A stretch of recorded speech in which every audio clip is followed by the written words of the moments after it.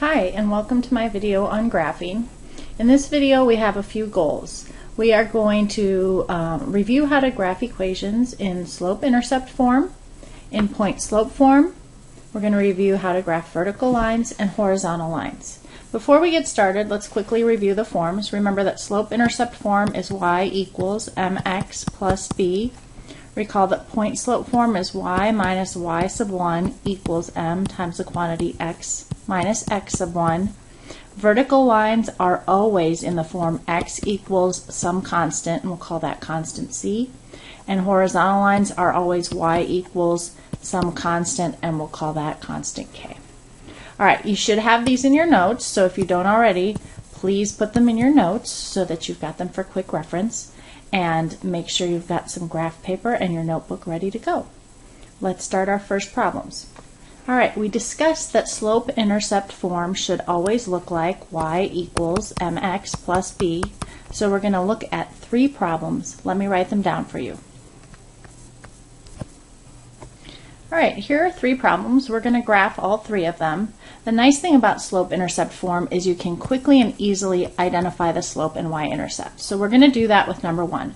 For number 1, our slope equals 2, and if we're going to graph this, we always make that a fraction by putting the number over 1. Our y-intercept is -7. Remember to grab the sign that is in front of the number. The first thing you do in these problems is graph your y-intercept, which is the point 0, -7. So we're going to do that first. 0, -7 is right here, and then we're going to use our slope. Remember, this is our rise, and the bottom number is our run. So the rise tells us to go up 2, the run tells us to go right 1. So we're going to go up 2, right 1, make a dot, up 2, right 1, and so forth. I like to continue this pattern all the way across my screen because it makes for a really nice line when you do finally graph it. Now, hopefully you have a ruler. Always use a ruler when you're drawing your lines so you get a nice clean line. And there's our first line. I'm going to label that one number 1. Alright, let's do the same thing with our second one. Let's go a little bit faster this time. Our slope is -3/4, and you can assign that negative sign upstairs or downstairs, but you need to put it in one spot. So I'm going to put it upstairs with a 3, which makes our 4 downstairs positive, and our y-intercept is 2, which is a point 0.02. We're going to graph this first, so we're going to go up to 0.2, and then we're going to go down 3, right 4, because the numerator is our rise. If it's negative, we go down. The denominator is our run. If it's positive, we go to the right. So we're going to go down 1, 2, 3, 1, 2, 3, 4, make a dot, 1, 2, 3, 1, 2, 3, 4, make a dot, and so forth. You can also reverse that if we put the negative sign downstairs with the 4. Let me do that quickly. Now we have go up 3, left 4. So we can do that from our y-intercept. Go up 1, 2, 3, left 1, 2, 3, 4, and do that again. And then connect your dots with a ruler to get a nice crisp line. And I'll label that graph number 2, and then let's go on to 3. By now you should be getting good at this. Our slope is -5. It's not a fraction, so we put a 1 underneath it. Our y-intercept is -1. Make sure you grab the negative sign in front of it. That's the point 0, -1. We're going to graph that first, and then we're going to go down 5, right 1. 1, 2, 3, 4, 5, right 1. 1, 2, 3, 4. I'm going to go off my screen a little bit, and we're going to reverse it. Go up 5, 1, 2, 3, 4, 5, left 1, and again 1, 2, 3, 4, 5, left 1. Get your ruler out, and for these kinds of problems, sorry about that, the ruler is important when your slope is so steep that you really have a hard time doing that without a ruler. Alright, so this is how you graph lines in slope-intercept form. Identify the slope, identify the y-intercept, plot your y-intercept first, then use your slope to get several more points, connect them with a ruler. Now let's look at the next problem, which is how to graph lines in point-slope form. Recall that our point-slope form looks like y minus y sub 1 equals m times x minus x sub 1, where m is your slope, and your x sub 1, y sub 1 is a point that you know. Alright, so let me write down 2 examples and we'll graph 2 this time. Alright, here are our 2 examples. Now when we're doing these problems, we want to do very similar to what we did before, but we want to identify the slope and we want to identify our point. So for this problem, the first thing we do is we look for our slope. We know the slope is always in front of the parentheses because that's how our slope-intercept form works. Excuse me, that's how our PointSlope form works. So now we're going to write down 3/4 for our slope, and now we have to get the point. Now remember, our x sub 1 is here and our y sub 1 here, and there have to be minus signs here. This one does not have a minus sign, so we need to rewrite that plus sign as minus a -6. Be very careful if you have a plus sign. You have to have a minus sign, so if you have a plus sign, make 2 negatives instead.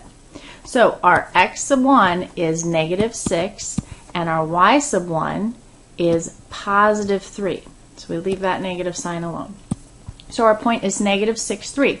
We're going to plot this point first, -6, 3, and then we're going to use our slope to get several more points. We're going to go up 1, 2, 3, 1, 2, 3, 4. 1, 2, 3, 1, 2, 3, 4. 1, 2, 3, 1, 2, 3, 4. Again, I'm just reversing that. And you can see this is a lot like slope-intercept form when we're graphing, except instead of starting from the y-intercept, we started from the point that we identified. So let's go ahead and do that with the second problem now. This is our slope. So we know that our slope is 4. And we've got our y sub 1 and our x sub 1 here. We need a negative sign. We've got one there, so we can grab that's our x sub 1. So our point is going to be 5, comma. We don't have a minus sign here, so we need to turn this into minus a negative. Leave the first minus sign alone. We have to have a minus sign, and our y value is -1. So we plot this point first, 5, -1, and then we use our slope, which is 4, or 4 over 1, to get several more points. So I'm going to go from this point up 4, 1, 2, 3, 4, right 1, 1, 2, 3, 4, right 1, or down 2, 3, 4, left 1, 1, 2, 3, 4, and then again, please use your ruler. Okay, let's move on to our next topic. All right, let's look at graphing vertical lines. Now when you graph vertical lines, you first want to identify if it's vertical or horizontal. Vertical lines are always in the form x equals some constant c, or k, whatever you want to call your constant. So if I give you a problem that looks like x equals 3, you know that has to be a vertical line. Now, if you've forgotten, what you should do is make an input-output table. This is your rule. This tells you that all of the x's must be 3. Since your rule doesn't tell you anything about the y's, you get to pick the y's. So I'm going to pick 0, 2, 4, 6. If I plot all these points, 3, 0, 3, 2, 3, 4, and 3, 6, you can see that they line up vertically. The quick and easy shortcut is to say, all right, if x equals 3, that means that this line has to chop the x-axis at 3. So I go to the x-axis at 3 and I chop vertically through it. You're going to get exactly the same result. But remember, if you forget, always make this input-output table. It works every time. Okay, very similarly with horizontal lines, you get a problem that looks like y equals some constant k or c. Again, whatever, it doesn't matter. So let's say you get y equals -7, but you don't remember if it's vertical or horizontal. Make an input-output table. This rule says that y has to always be 7, so we're going to do, -7, so y's always have to be -7. And it doesn't say anything about the x's, so I get to pick 0, 3, 6, 9 this time. So I'm going to go to 0, -7, which is right here. Then I'm going to go right 3 down 7, right 6 down 7, right 9 down 7, and I'm going to connect those. And again, you see that that is a horizontal line.